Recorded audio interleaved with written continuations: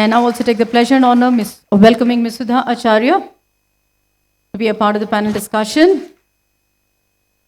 Put your hands together to welcome Ms. Aditi Mishra.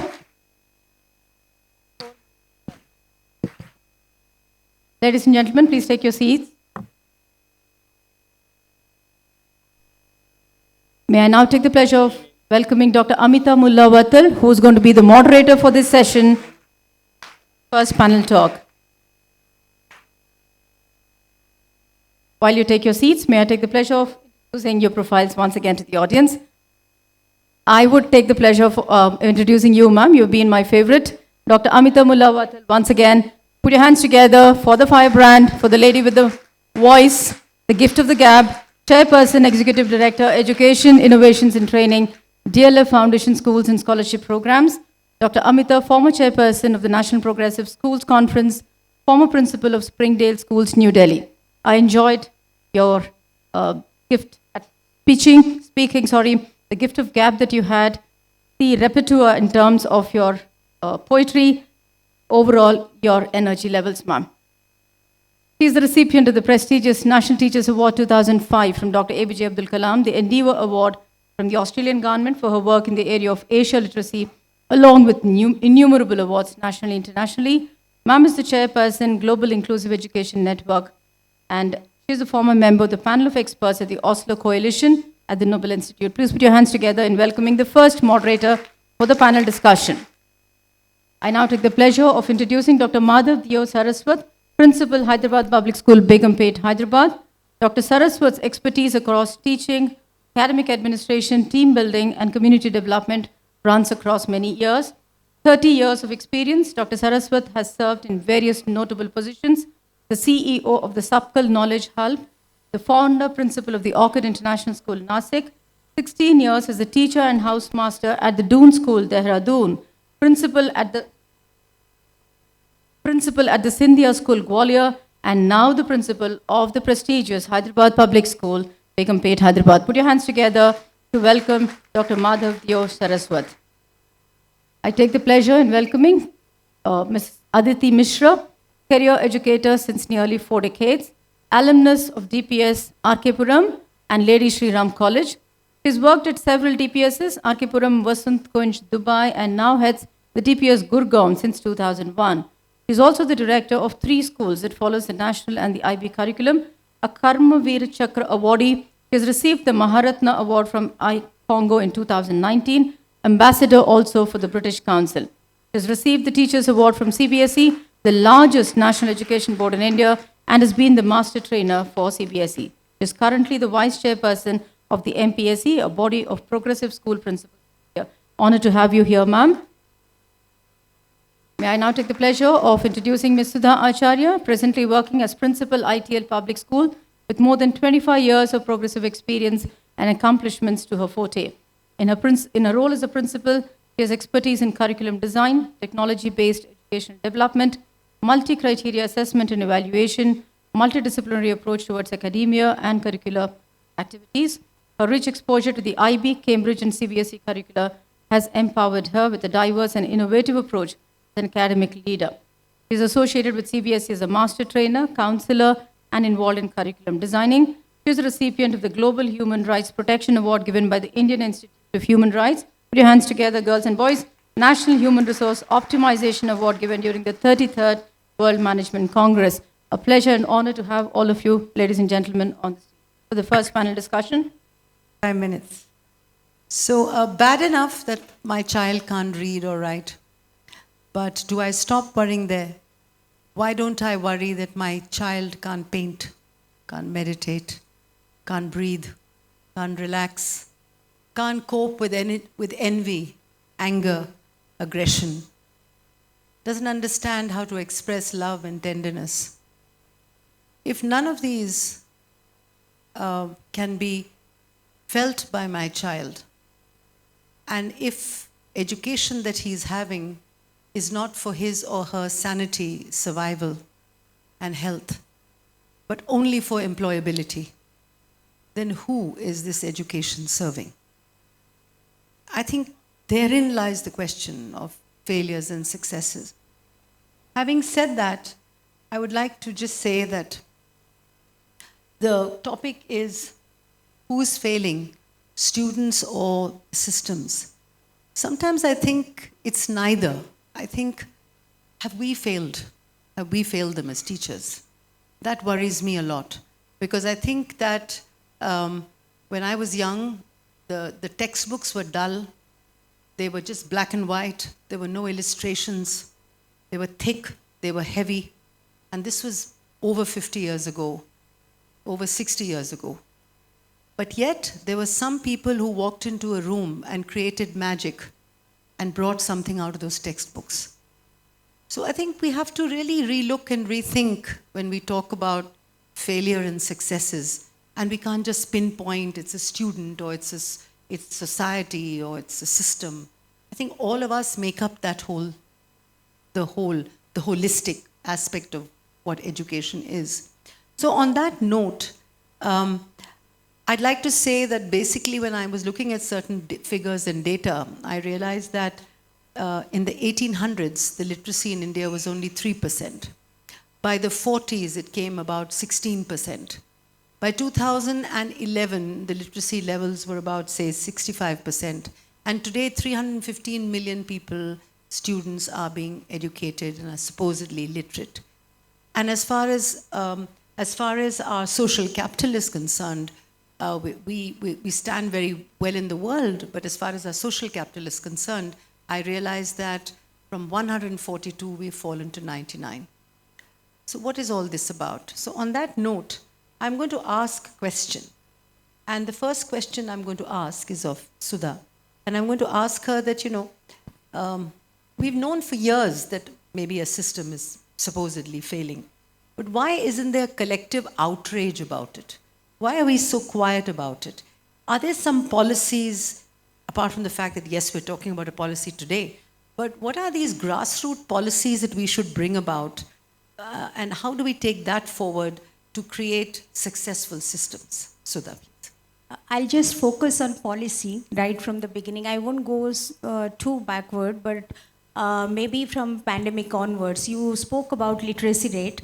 At present, 74% are literacy rate. So when I talk about 74%, are these kids really, they are scoring well or they are talented, they are skilled? Because that's what makes a nation. When you talk about social capital formation and human capital formation, when I'm talking about human capital formation, are we investing really on their basic education, health, social amenities, and social securities? So that is most important thing. If I talk about policies as per Pratham report, if you say that in basic education also, though government is working towards mandating elementary education for each child. So we have made education a basic right, but is that really happening?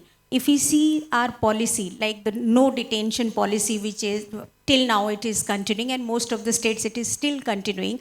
In Delhi, just recently we got the order that class 5 and 8, we can take assessment and we can take learning outcome and detain them. So what is the outcome of no detention policy? If I tell you a little bit, then in my own experience, I have seen that these 74% literate kids neither can read or write.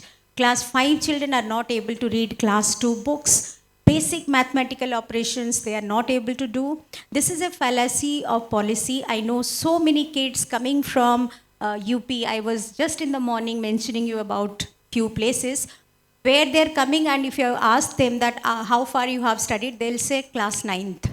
Because up to class 8, it is no detention policy. So if I really assess them, not on the basis of their cognitive ability, or just the basis of their skills, then they are nowhere, because the certificate is with them that they are class 8 pass without even going to school. So that is what is happening in tier 3, tier 4 cities. And Pratham report is based on Karnataka, Chhattisgarh and Telangana. So out of that, again, the data shows that female literacy rate in kids in female literacy is lowest in Bihar, male literacy lowest in Rajasthan, so and overall literacy is lowest in Andhra Pradesh. If I talk about educational policy, one more point which is very, very relevant here in Andhra Pradesh and Telangana, which is obsessed about marks and grades, isn't it? I heard from one of my colleagues that schools are just up to class 10th. 11th, 12th, very few schools are there because children are opting out of formal education system, and we have given them on a platter to coaching center. Because of the CUET and the entrance exam, the entry level to higher institution is based on a MCQ based test, which neither assesses any expression, any writing scale, no, I would say constructive organization of a question, nothing. So what we have done, the flip-flop of education policy, we brought in CC, when we got strong hold on it, then we scrapped it. We got NEP 2020, we are getting hold of it, we are trying to do immediately Nipun Bharat, NCF. So without getting expertise in any one. So what you're trying to say really frequency. is, so that what you're really trying to say is that there isn't really a deep dive, and it becomes a sort of a shallow touch due to which we have these kind of situations. Thank you very much for that intervention. I'd like to take the next on to Madhav, because I think, Madhav, you're really interested in the way that we look at teacher education and such. And we've seen that teachers per se, they're supposed to understand that there is differentiated learning. Our wise speaker in the morning spoke about it. Some are kinesthetic learners, some are audio learners.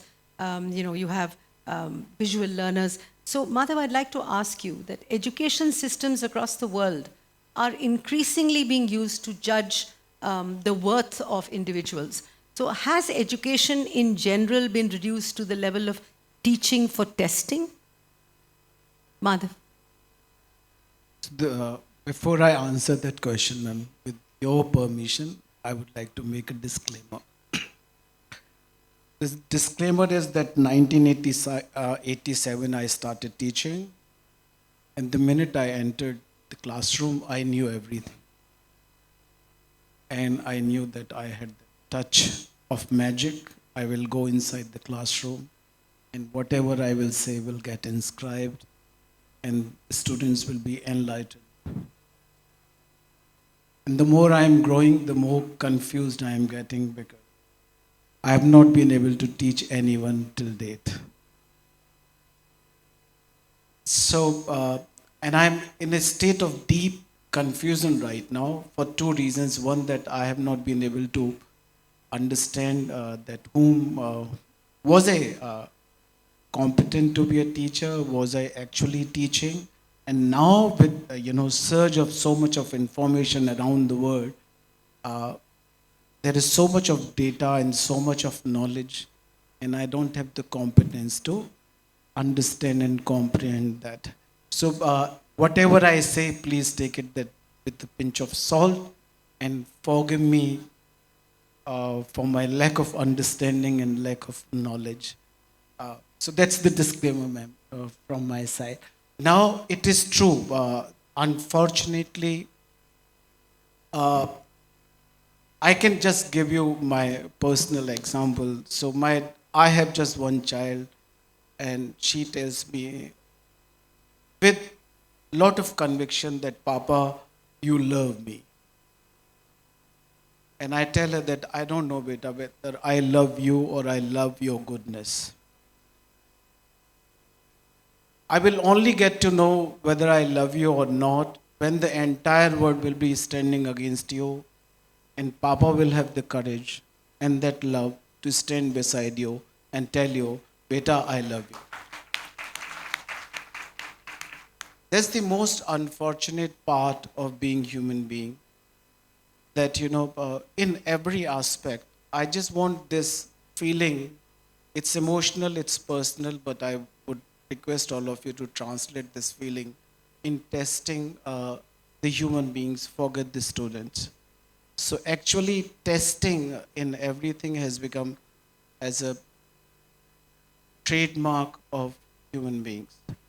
So we want results. We want to know that how much they have learned. And teaching is cursed, in my opinion. And as I said, that please forgive me if you don't like what I'm going to say. We think that we are teaching, And time has come when we should, perhaps if we could change the perspective, that instead of using the word that we teach, can we start saying that let's empower our kids? Let's help empowering them. So, how do I empower?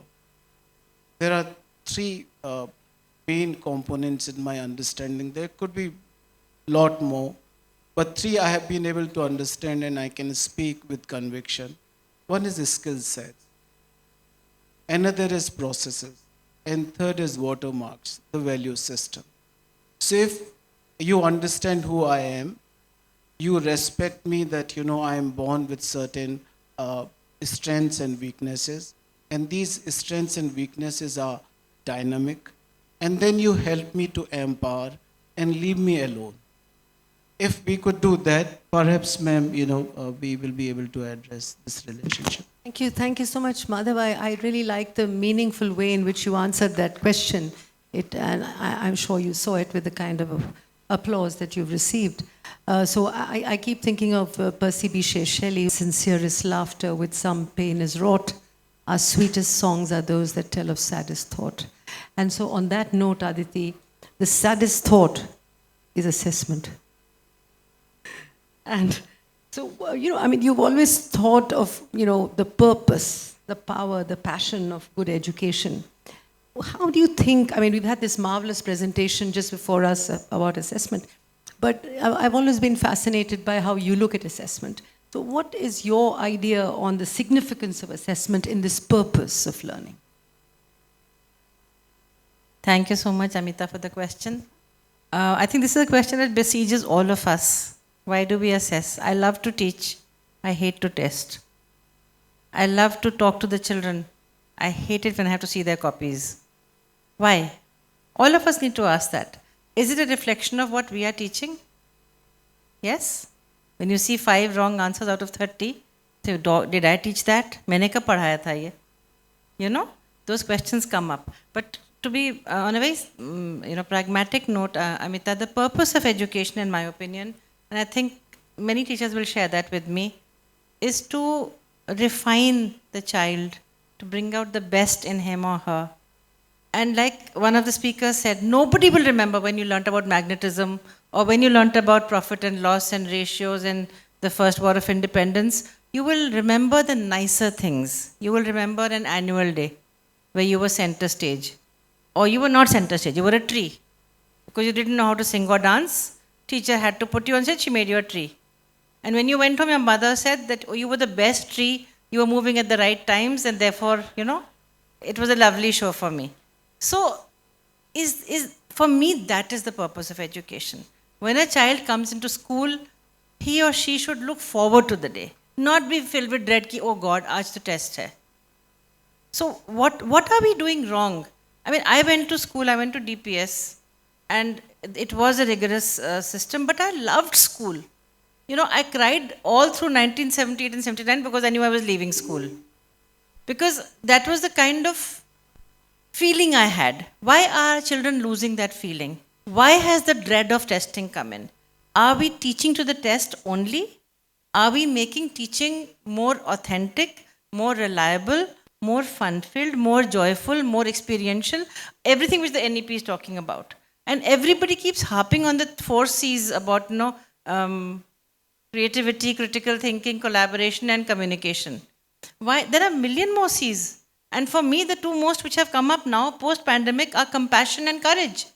Be courageous, be strong. Voice what you have to say. In the classroom, more with the assessments, I just keep thinking of can't think, brain dumb, inspiration won't come, rotten ink, bad pen, amen. So I remember myself there as expelled from 3 schools, very difficult child. So over the next few years, I think, Sudha, we need to unpack a lot of stuff, and unpack stuff where we create a shared narrative where, what are the ramifications of student learning? What is the kind of a learning culture that we need to create in our schools, in our classrooms? So how can education, how can educators and policymakers sort of come together in a synergy? Because somewhere we are still an us and them, you know. So how do we come together as a synergy to support in a long term student policies and, student advocacy, student voice and such? Yeah, you are very true, Amita ma'am. There has to be a synergy between policymakers, academicians, or the stakeholders. Like we are dealing every day with children. All the stakeholders, even parents, in policy formulation and implementing it. If we talk about current education system, I think it goes back to second industrial revolution when with the English education, we were trying to produce more of clerical staff or bureaucrats or doctors and engineers. The whole ecosystem has changed now. But with the grades and marks, as Ajiti ma'am said, are we really assessing children only for grades and marks so that that is the identity of the child and that grade score will give a good, comfortable life?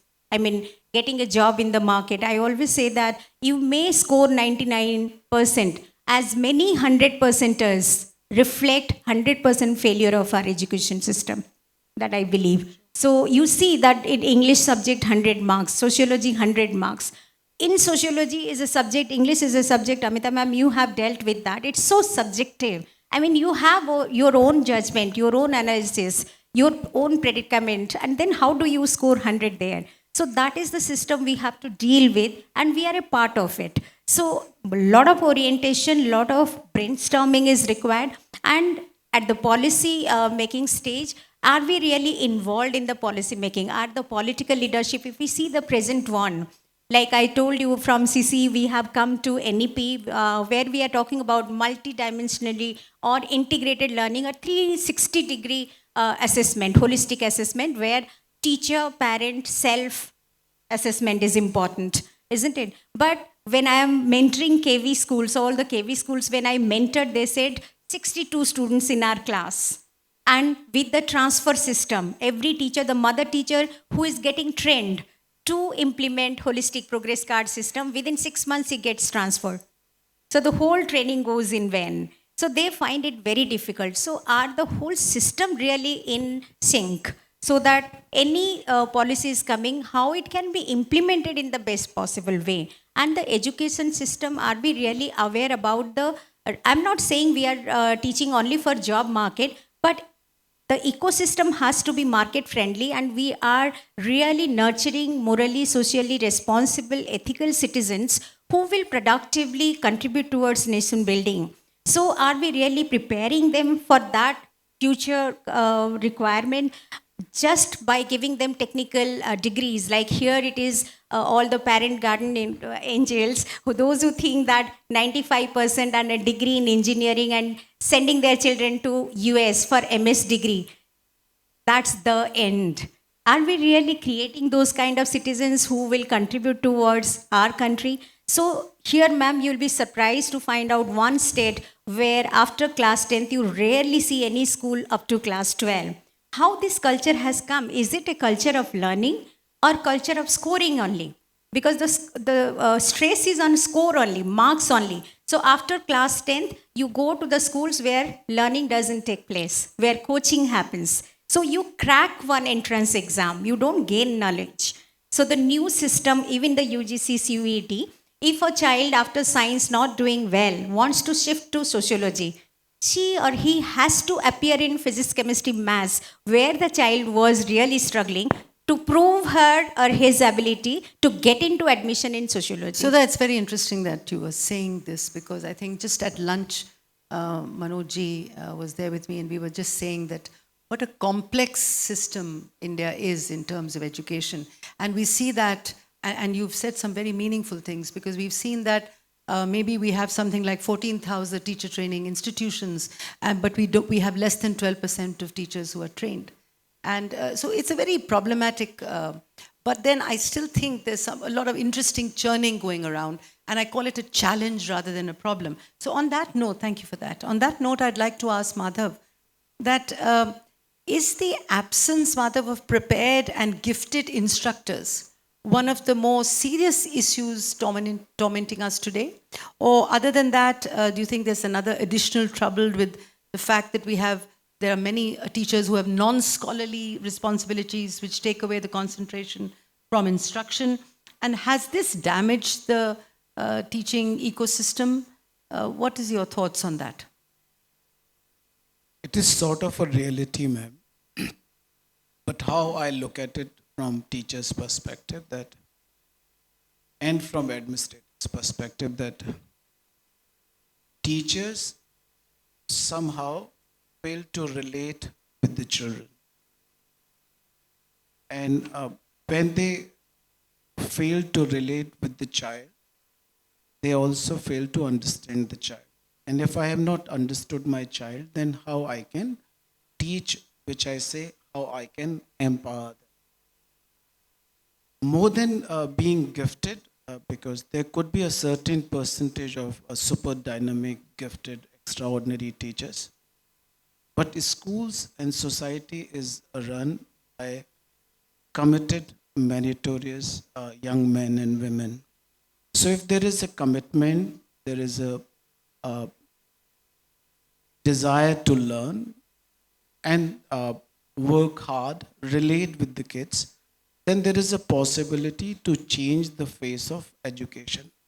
And for me, and it's just out of personal experience, it is an observation that most of the time, wherever I see that learning is not taking place or there is not joy enough inside the class, I see that there is a lack of desired relationship between the teacher and the taught.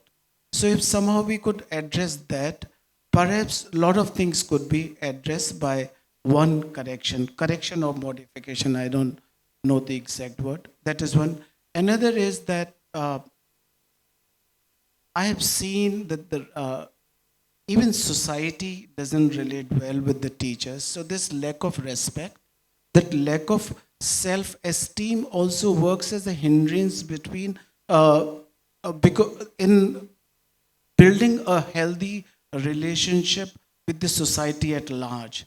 Because you cannot look at the child in isolation. So for example, in the evening, if I am being abused, literally abused by the parent, and you want to be forgiving and kind-hearted tomorrow with the child in the morning, it is almost difficult for a human being.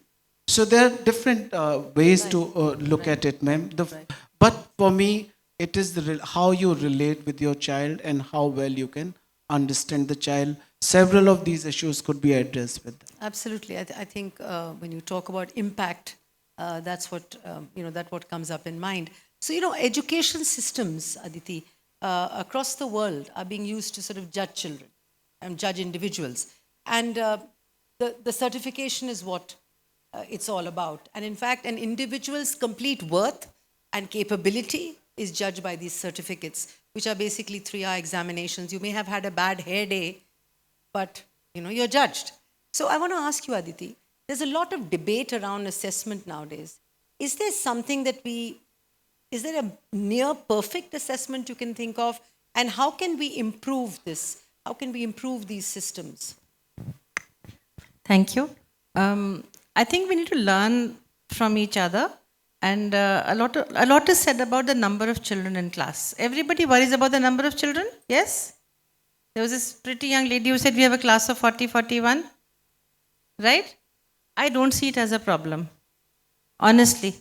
The only person who can vouch for it right now is Jyoti ma'am. She's seen me taking a class of 80 students in a school we worked together because the teacher had suddenly left and I had to teach. So it's how you deal with them. Individualized projects may be difficult, I understand, but in a class of 40, 60, 80, your care, your compassion has to come across. I'll give you a little tip. When a teacher walks into a class, who's this talking very loudly? Bhaiya, phone bahar kar lijiye. Somebody over here is talking. Okay, anyway. Teachers here, na? Yeah. So, for example, like when a teacher enters her classroom, from the little 10 seconds from the door till her desk, she just scans the room and she sees 2 empty seats and she knows who sits there. And in that 10 seconds, she says, where is Ajay and Dhruv? and somebody answers, ma'am, he's not well. Oh, just tell him I remembered him. You've, in that 10 seconds, indicated you care. It's not taken time. And that care reaches the child. 10 people ring up in the evening and say, you know, ma'am was asking about you. Ma'am was missing you. Something like that. So when you have to teach by example. And as far as assessment goes, like I said, it has to flow. It cannot be an assault. I have seen in some countries, Amita, they give you grades for effort. So there is an effort A. Child is really working hard, but getting only 40%. So he gets a 40A, which is seen as equal to an 80C.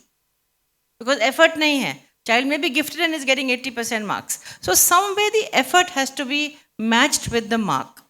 We have to start doing that. I saw the CC as a breath of fresh air. And I, on this stage, need to thank people like Amita ma'am who took me with her for the trainings and then let me fly and do my own trainings by myself also. And you'll be shocked to know in one of the states, I was talking to a group of about 70 principals, and 2 of them came to me in the tea break. They didn't ask me thankfully in the big group. They said, Madam, ऐसे कैसे चलेगा? मैंने कहा क्यों? अभी तो इतने सारे examples दिए. इसीलिए तो इसमें तो कोई fail ही नहीं होगा. They looked so sad about it that I was shocked that are you teaching to fail? Is that a sense of power you have as a principal that I can fail so and so? I think somewhere those questions need to be answered. Assessment is only a part of the teaching learning process, should not be the tension it is getting to cause now. The number of suicides globally, I think everybody has read in the past 4 years, has gone up dramatically and much more in India than in other countries. We need to address that. That was very nicely done. But I'd just like to share with you, Aditi, you said 80 students. I remember that at the age of 16, I was doing an earn and learn program in the backwaters of Gorakhpur, which was the Badlands, really the Badlands 50 years ago. And I was there 16 and a half. It was a UNESCO project. I went there and there was a headmaster, village headmaster, with 110 children. So he looked at me and he said, "Pata nahi kahan se aa jate hain? Bhej diye inko. Padha lekha to kuch hai nahi." And handed me a long stick and said, "You be the beater teacher because you don't know anything. The teacher will teach, the beater teacher will beat." And there were 110 children. So I said, "Ji, beater teacher kya karegi? Kuch nahi karegi. Jaise aage बढ़ के यूं एक सोटी लगाना." I said, "जी, मैंने कभी सोटी नहीं लगाई." He said, "सीखिए." I tried the beater teacher bit for a week, but I felt terrible because the child would go cha and cry when the beater teacher tried to beat. So what I'm trying to say is we've come a long way from the beater teacher.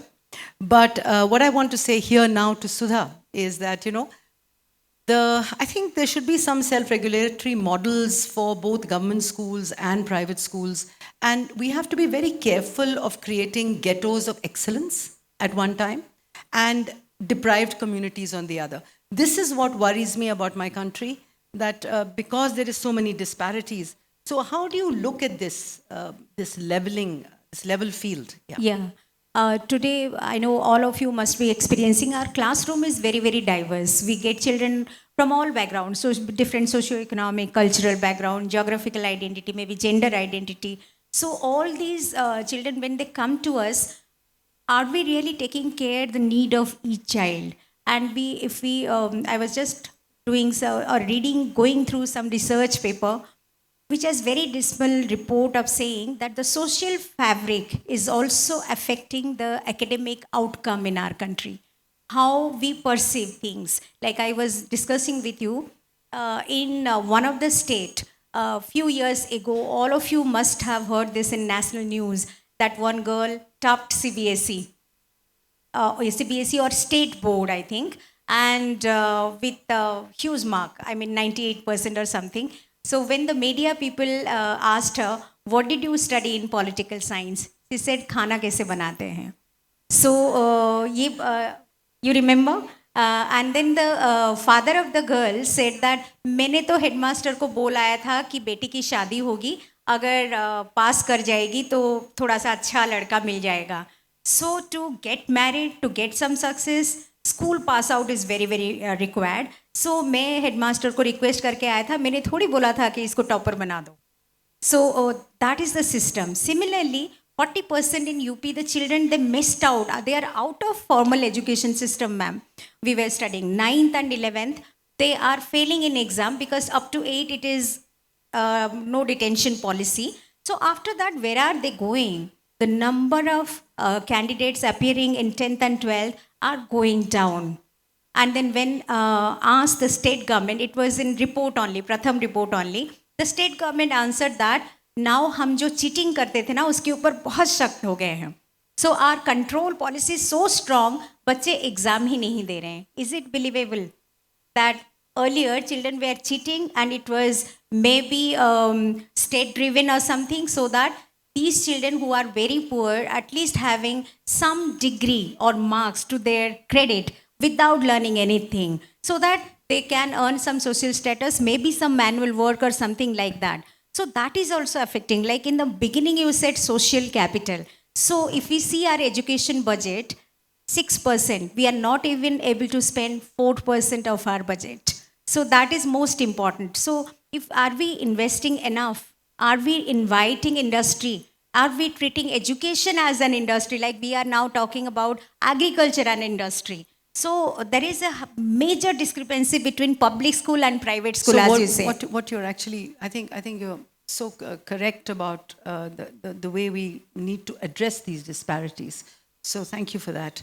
Madhav, there's this, there's this thing about we still are grappling with school performances and student learning outcomes, and how do we look at innovation? How do we look at tight management of resources? And tailor programs to meet this. So, I mean, in your own words, like you once said that I was born intelligent, but education ruined me. But do we need to restart this defunct body, if at all, of education, and overhaul it with a much more progressive, innovative system? What is the kind of innovations that you think can be brought about, Madhav? As I said earlier, nothing new needs to be done, in my opinion. If we just change our perspective and we try to understand the child and her requirements, several things can be addressed. So if I am a child and I am going to the school and coming back home, I'm utterly confused. I'm a confused child for several reasons, because my requirements are different and those requirements are not addressed. I go to the sports field, the sports teacher says something else. When I come to the classroom, my English teacher says something else. My mathematics teacher says or expects something else from me. So I'm not looked at as one unit. I am perceived, looked, and addressed in silos. So unless there is a system which looks at me as a whole person, understand that it is not only the cerebral growth I am looking for when I come to the school. I am also looking at social, emotional, physical, spiritual growth which needs to be addressed. Unless we have that kind of understanding, I think we will not be able to address my confusion. And it doesn't need any innovation, it just needs understanding, it needs perspective. And as ma'am said, Aditi ma'am said, the bottom line is that how empathetic I am and how I relate with my child. And it is as beautiful a relationship between a mother and a child. Mother understands. It comes instantly. What is the requirement of the child? For me, teaching is more than technical. It is more of a emotional issue, and I look at it from my heart's perspective than of my mind. So it is all about relationship. It's not about innovation. It's not about being genius in this. Help me. I'm again saying, instead of trying to teach me, try to empower me, understand my requirement, and try to empower me and leave me on my own. If there is any need to be taught, I think we should teach the adults, especially the parents. Thank you so much, Madhav, for that. That's absolutely right. This is going to be, where's my friend with the red flap? How many minutes? 8 minutes left? Oh, I've gone it's a breeze here. Okay. Right. So, Aditi, well, this is the last question, but this is the penultimate, because the others, you know how tight they are. Otherwise, she'll fan me off the thing. So, Aditi, if you say it's, firstly, I hate to use the word failed, but if it is a system that you feel has not worked, and so and we're constantly sort of perpetrating the whole system again and again, the experiences. So why are we allowing it to continue? And what can we do as teachers and administrators to sort of, Madhav says there's no need to rework it. What do you think we need to do? So a system that doesn't work is a system where there is some dread, where there is a worry, where there's tension, where there's stress. For me, that's the ultimate failure of a system. So can I talk of utopia? Total utopia. Okay. So in a totally utopian world, I would like an India where there are no sharp divisions between city, town, and village. When you go to the West, there is no difference. The houses may be a little different, a little bigger in the villages. They may have more meadows, they may have more open spaces. But there is no such thing that a child cannot study because गांव में school नहीं है. उसको 20 kilometre चलना पड़ेगा, इसलिए हमने school से निकाल दिया. या लड़कियों के स्कूल में टॉयलेट नहीं है, इसलिए स्कूल नहीं भेजा.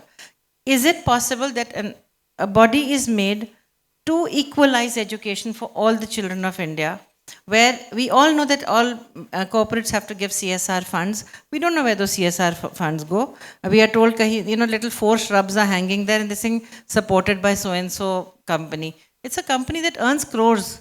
Those 4 shrubs, they should make 40 times more. So can that fund of CSR not go into a central fund, which then ensures that the same kind of education reaches everybody? I know we have a beautiful Diksha portal. I know we have the Swayam portal. How many children can access it to begin with? We made it for the children. We made it for children who are living in remote areas, but they can't access it. So this is my utopian dream, that education should be the same for a child in Delhi or in Moradabad or in a small village called Rampur. I don't even know if it exists, but if it does exist, that's how. And that is up to us educators. We should all be willing to give our time to create lessons, to make real lessons for children living in remote areas. And each child in the most remote area must have a device or a teacher he or she can turn to get information as and when they need it.